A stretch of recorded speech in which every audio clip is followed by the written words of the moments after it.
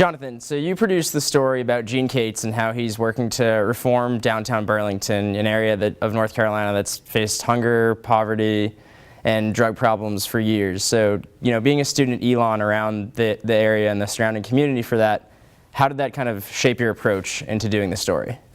Yeah, well, I think from day one at Elon, we come in with the knowledge that the surrounding community is very different from where we go to school.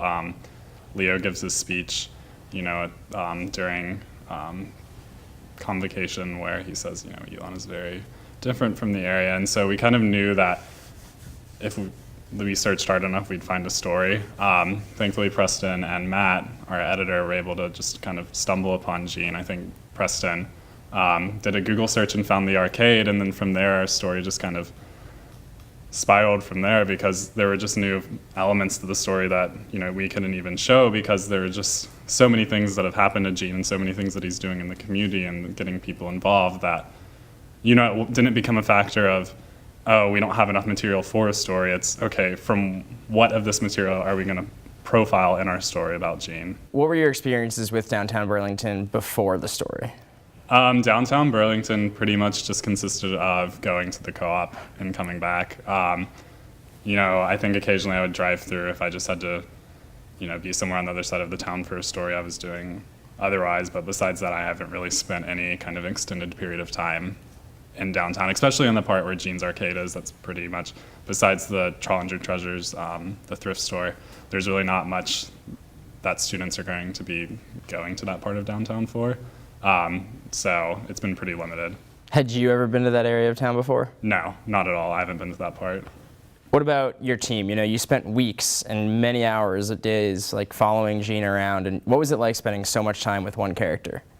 He's a pretty entertaining guy, so it wasn't ever any kind of difficult getting him to talk. The only issue was getting him to stop if we needed him to. But there were never really any issues. Spending time together at all. We all come from pretty different backgrounds. Preston, a reporter, Matt, is more of an editor. I come from the print side. So I think it was really interesting to see how we could all play to our strengths for the story. Tell me a little bit more about that. So most of the people in this class do come from a broadcast background, whereas you come from a print background. So how did that come into play in the development and telling of this story? Obviously, when the camera and audio equipment was out, I was a little bit lost. I didn't really know what to do. I held a boom pole for the first time, a boom mic, and tried to do my best not to get it in the shot or anything. But I think when it came to writing the story, that was when my kind of strengths came out to play. These longer form for 60-minute style stories isn't the norm for broadcast, but it's nothing new for print journalism. So besides some grammar aspects, it was a pretty normal kind of storytelling experience for me. And so you've been a student journalist for 4 years now. You've been editor-in-chief of the Pendulum. You've worked on so many stories throughout your time here at Elon. Where does the work you've put on this story, and where does this story stand among the last 4 years of work for you? I definitely think of stories I've done in Elon and be in the top 3. It's just because Gene is such a fascinating character.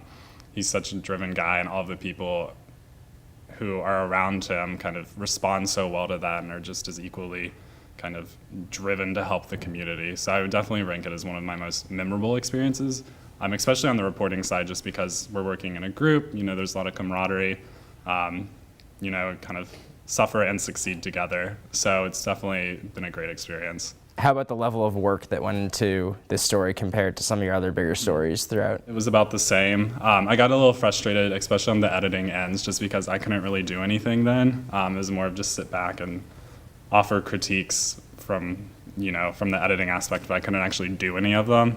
So that was frustrating, but besides that, I think the project came together really well because we were all able to contribute pretty equally. Is there anything else that you want to talk about the story or what you learned from it that we didn't hit on?